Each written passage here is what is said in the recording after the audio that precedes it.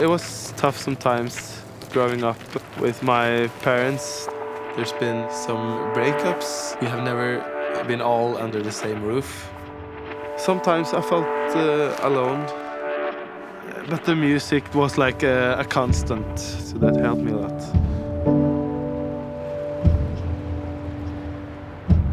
Kråkerøy is a small island outside Fredrikstad, which is close to the Swedish border.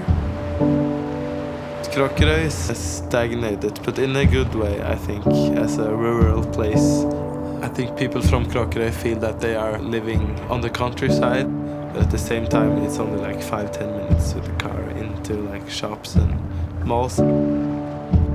Dividing Kråkerøy and mainland Fredrikstad is the river called Glomma, which is Norway's longest river. My father lived on this side, like the city side, so I used to like bike to him from my mom's. She lived over there. Growing up here was really, really good. I don't think that I would have found my way if I didn't get like the space and the time that I got here to discover music. I still like coming here.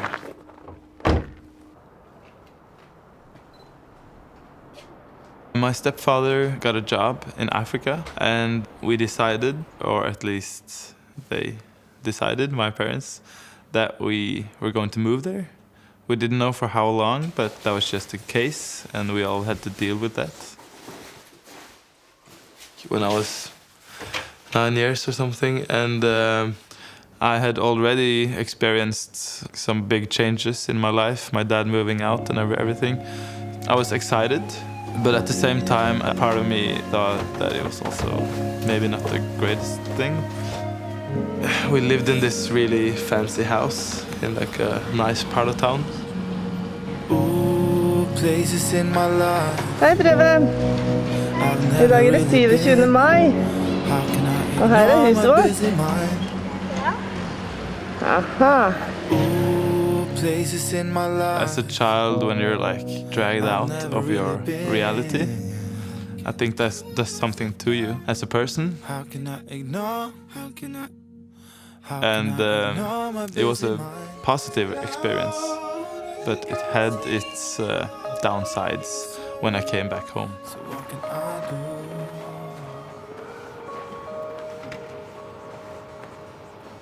After 2 years moving back to Norway, it was really nice to see my father again. I hadn't seen him for 2 years. We're at my old school, Kråkerøy ungdomsskole. Over there is the main buildings, and it's exactly the same as it was when I actually finished here. It's like the old clubhouse for the football people. And there's one of the fields. With my parents, they had split when I was younger, and I recently got back from Africa and then started a new school, new teachers, new friends. They started calling me things like jungle kid or whatever. I felt that I had to find my own way again.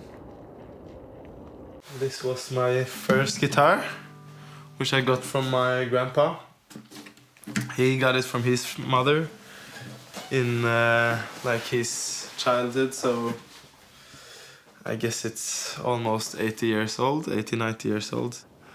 Like when my grandpa and also my teacher showed me music and guitars when I really needed something that was me, so I didn't have to adapt to what has been going on back home when I was away for 2 years. That's a really positive thing for me. But it all started with this one, though.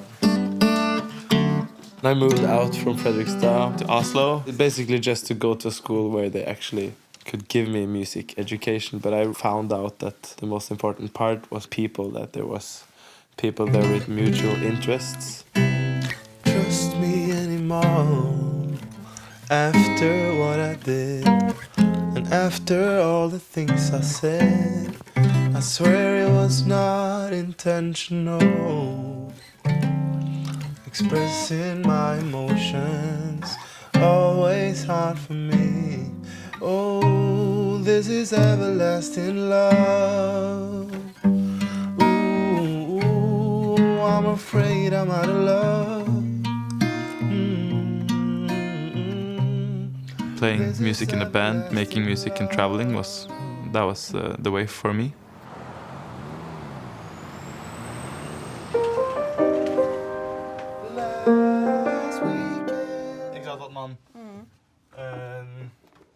We're working on this hopefully new song. It was something we jammed out a couple of weeks ago. Her den akkorden jeg pratet om som kanskje kan komme inn senere.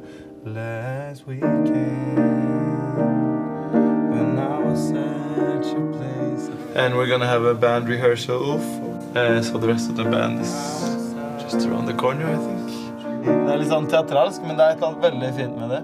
Det kunne plutselig vært en runde I løpet av låta hvor det plutselig... Det sånn der... Jeg får sånn Ringenes Herre-stemme. This band started off basically us. We wanted to make a pop song. We thought that had to be like the hardest thing to do. So, but that's still a journey that we're on, I think. And me personally, as a songwriter, trying to figure out what a good song is, how to make a song strong and relatable. I felt so lonely. I love to work, make music and be creative. I have this almost like a physical need to be creative. So that's important to give myself time and space to be able to make stuff. Det kult med noe som Kunne du komme litt før da, hvis vi hører derfra igjen. To be a part of Hajk, it's been very important for me. The last 4 years we've been playing together. We spend a lot of time rehearsing and making music, and it's music I love to play. Hajk for me is a place to communicate with the outside world through music. That's like my way of expressing myself. I think being in a band is really interesting, both musically and getting to travel together and experiencing stuff together. It's really nice. In Hajk we're 5 people. It's Johan on drums, Sigrid on vocals, Knut Olav on bass and Einar on keyboards. And I play guitar and sing. Expressing my emotions, always hard for me. The band aspect of playing music is really important. I've never done the opposite. I've never been like a solo artist. Please don't make this harder for me now. I don't feel the need to. I feel like I can express what I want to express through a band, and the other guys, we can make each other stronger and better. All right.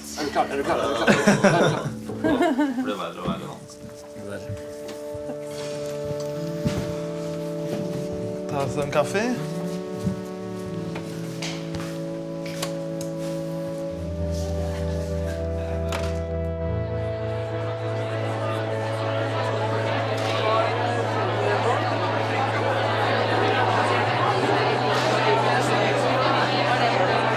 Men bare at når Dudek setter på tracket, så setter han på den digitale logoen. Ja, altså, det kan godt hende akkurat det som skjer. Jeg har ikke pratet med han. Just have to try and control myself and not to get too carried away. Being on the other side in the audience, that's maybe one of my favorite magical moments. So I do everything I can to not ruin that moment and just let the music start and just try and do my part. In the moment, just before the show, almost every time we're standing in this hurdle, just trying to get the adrenaline going. It's a fun moment. So we do this chant, and it could be improvised. The only rule is that it starts on the letter K, but it's like nonsense.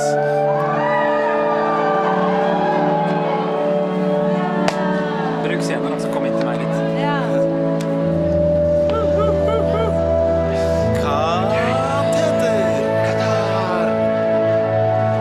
It's refreshing to have nonsense just before you go on stage. I guess that prepares the brain to do the serious stuff right after.